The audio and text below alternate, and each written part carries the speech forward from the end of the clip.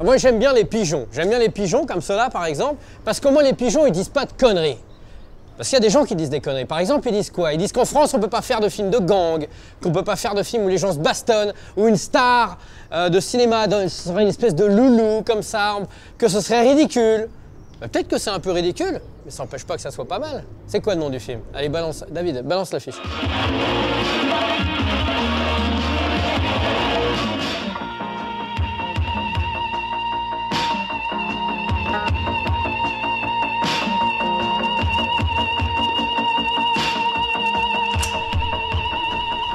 Non, je ris parce que David, vous ne l'avez pas vu, mais il a quand même une coupe d'artichaut. Voilà. Alors effectivement, Rue Barbare. Rue Barbare, ça fait rêver, il y a tout un imaginaire. Hein. Quand on dit Rue Barbare comme ça, on flippe un peu parce que moi je me souviens quand j'étais petit, ce film faisait peur quoi. Tu disais Rue Barbare, les voyous, les loupards. À l'époque, c'était pas les Kairas hein, en France, hein. C'était autre chose quoi. C'était les loupards, les baramines, les trucs un peu véreux. Rue Barbare, c'est vachement bien déjà pour ça. Parce que Rue Barbare est vraiment un témoignage de ce que les pigeons, ça suffit. Hein. C'est un témoignage de ce que la France était. C'est la fin d'une époque, quoi. La fin des banlieues avec les petits mafieux locaux. C'était plus pareil après. Tu vois ce que je veux dire? Qu'est-ce que ça raconte, Rue Barbare? Tu sais ce que ça raconte, David, ou pas? Je vais te faire sauter la tête, connard! Listen to them, children of the night. En fait, c'est les enfants de Julien Savès là, qui sont en train de taper sur des casseroles. Les enfants mongolos, ils savent pas parler, ils font... C'est tout, quoi, quand ils ont envie de manger de la soupe. Elle est dégueulasse, ta soupe. Il y a Julien Savès. David, vous pouvez faire un plan sur Julien Savès? Regardez. C'est lui, le Julien Savès.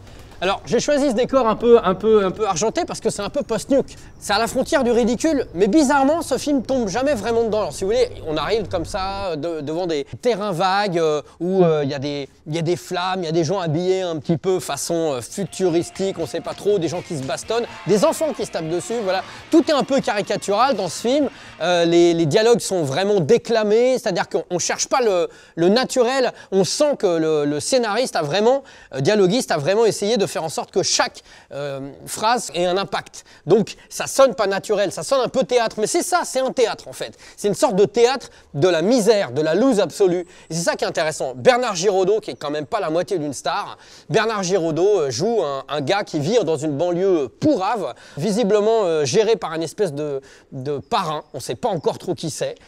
À gain ici, à gain là, vous savez ce que c'est. Une affaire difficile à régler, mais il viendra. Il arrive. Il est presque là. Et il a juré de ne plus s'occuper des affaires des autres parce que c'est toujours la merde, il s'occupe de personne. Sauf que, ça commence comme ça le film, ce soir-là, il s'occupe d'une petite chinoise, petite asiatique, enfin une femme qui n'a pas beaucoup de ça en tout cas, et qui a besoin d'aide. Et parce qu'il s'occupe de cette meuf, il retombe dans les ennuis. Il ne faut pas s'en occuper, voilà. Écoute, petit bonhomme, maintenant que j'ai fait la connerie de m'arrêter, il y a deux solutions. Ou je te plante là et tu te débrouilles, ou je me file gaiement dans les emmerdes.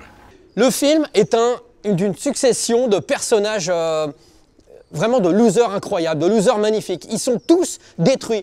Giraudot, c'est un mec qui a plus de vie, visiblement, enfin, il est lâche, il est devenu lâche, il s'occupe plus des affaires des autres. Son frère, c'est Jean-Pierre Calfon, l'incroyable Jean-Pierre Calfon, qui joue dans Total Western, excellent film. Jean-Pierre Calfon est une espèce de chanteur rock'n'roll des années 60, complètement sur le retour. Vous avez de l'admiration pour moi. Tu te souviens? Je te souviens de moi, dit Rocky Malone. Son propre père est un toxico. Enfin, vraiment, c'est l'apocalypse dans ce film. On dirait qu'il n'y a pas d'espoir. On dirait qu'il n'y a pas d'espoir. On dirait qu'il n'y a pas d'espoir. La merde! Vieux débris! 5 ans qu'il cache la vérité à sa famille! Ma pension! Mais vous n'avez pas le droit! C'est dégueulasse! C'est dégueulasse!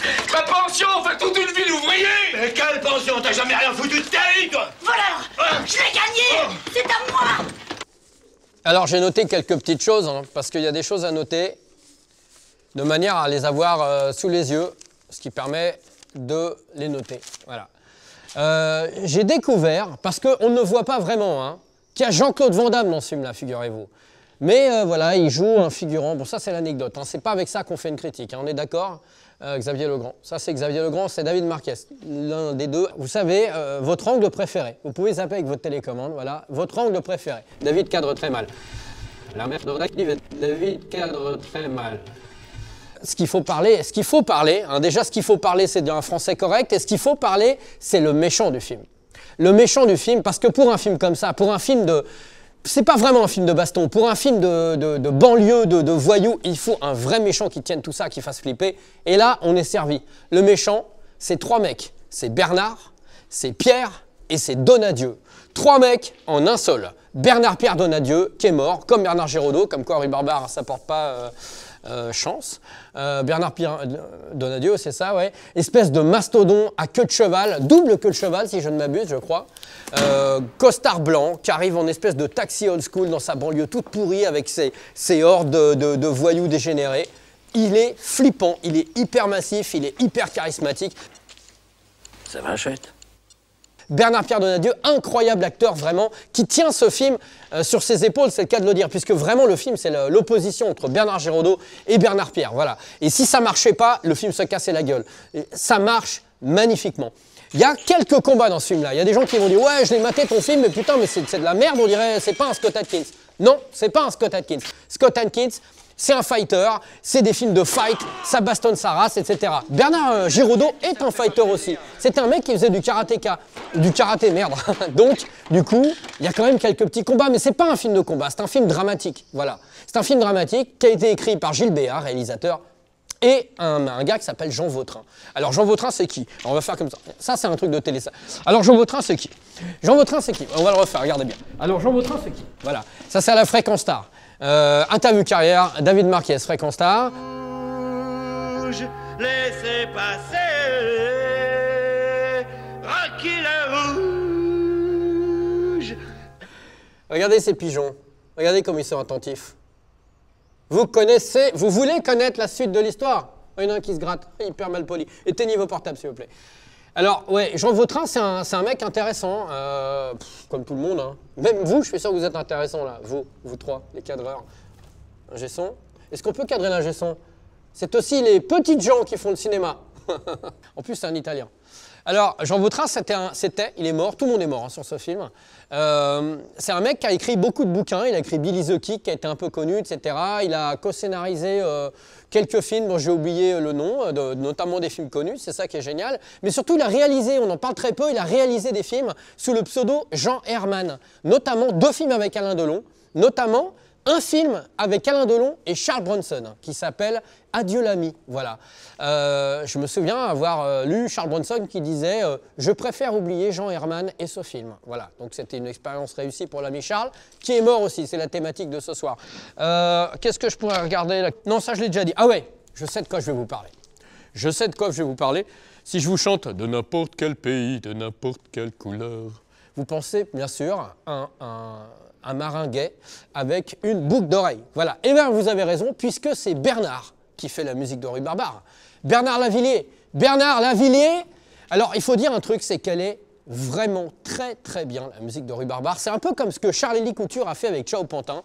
C'est-à-dire des chanteurs-compositeurs, vraiment, ne sont pas des mecs qui font de la musique de film leur métier premier, comme Michel Polnareff qui a fait, par exemple, La Folie des Grandeurs. Et du coup, à chaque fois, bizarrement, ça marche.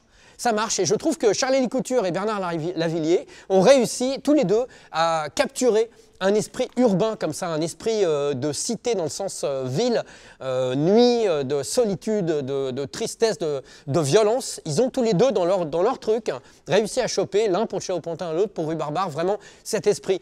Et alors, là c'est un peu paradoxal, c'est que le meilleur thème de Rue Barbare, eh ben, c'est pas Bernard Lavilliers qui l'a composé, c'est son guitariste qui travaille avec lui. C'est le générique de début qui est magnifique, mais vraiment, je trouve qu'il capture exactement cette espèce de sensation de marcher seul dans une rue, la nuit, au début des années 80, chose qu'aucun d'entre nous n'a fait, donc on ne peut pas du tout savoir si c'est réaliste. Mais en tout cas, quand vous écoutez la BO du film, vous avez ça, vous avez carrément les pas d'une femme qui marche. Donc ils ont vraiment essayé de donner cette impression, et ça marche formidablement. Vous savez quoi? On va carrément couper l'image. 30 secondes, on va le mettre en noir total, vous allez être choqués hein, parce que vous êtes la génération aux images. Hein. On va mettre noir total, on va mettre la musique du générique de début de Rue Barbare maintenant.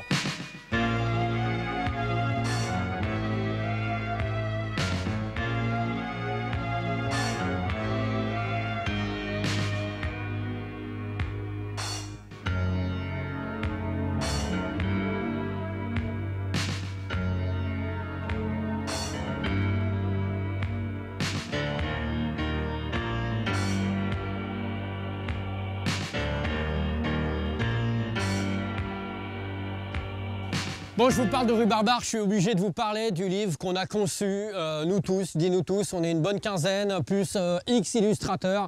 Le cinéma français, c'est de la merde. Le cinéma français, c'est de la merde. Mademoiselle me regarde parce qu'elle en est convaincue, alors que nous, pas du tout. Puisqu'en fait, ce bouquin, il dit totalement l'inverse. Le cinéma français, c'est de la merde. Avec Jean-Paul Belmondo déformé en couverture. Et regardez cette jolie photo qu'on voit maintenant là. Hop, ça l'a fait marrer. Jean-Paul est un dieu, on l'adore. Pourquoi je vous parle de ce bouquin? Parce qu'en page 85, qu'est-ce qu'on trouve? Rue Barbare, man. Check des shit. Rue Barbare. Un papier sur Rue Barbare et sur 74 autres films français monstrueux avec des illustrations tellement de couleurs qu'on dirait ce tableau. Ça vous plaît? C'est moi qui l'ai fait.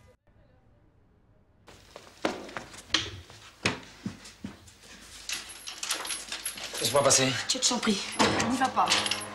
Mon Dieu, tire-toi, je vais pas te le répéter 100 fois. Mais fais pas un coup, tu tiens pas debout! Suffisamment pour les dire à ce fumier que je me mets pas à genoux. Allez, tire-toi. Wesh, les oiseaux. Eh, calmez-vous, les oiseaux. Alors, écoutez, cette émission se termine parce qu'il faut bien que ça se termine un petit peu, les choses. Je dois bien dire que j'ai découvert Rue Barbare sur le tard. Pour moi, c'est pas une Madeleine de Proust. Voilà. C'est-à-dire que c'est pas le film que tu as vu quand tu étais petit et du coup, t'es super, tu vois, t'es super fan du film parce que tu t'y accroches comme tu t'accroches à ta jeunesse alors que tu es devenu vieux et moche et que tu vas bientôt mourir, tu vois. Non, moi, c'est un truc que j'ai découvert vraiment bien après et ça m'a beaucoup plu et beaucoup touché. Donc, je pense que ça peut être la même chose pour vous. Vous voyez ce que je veux dire? Alors, j'ai trouvé par terre une petite carte. Nicolas, vous attend au 06 84 83 23 84. Nicolas, il a l'air bien moche, en tout cas il est très mal dessiné. Pour vous, mesdemoiselles, bien sûr, je pense particulièrement à la maman de... il ne veut plus qu'on dise son nom, mais voilà.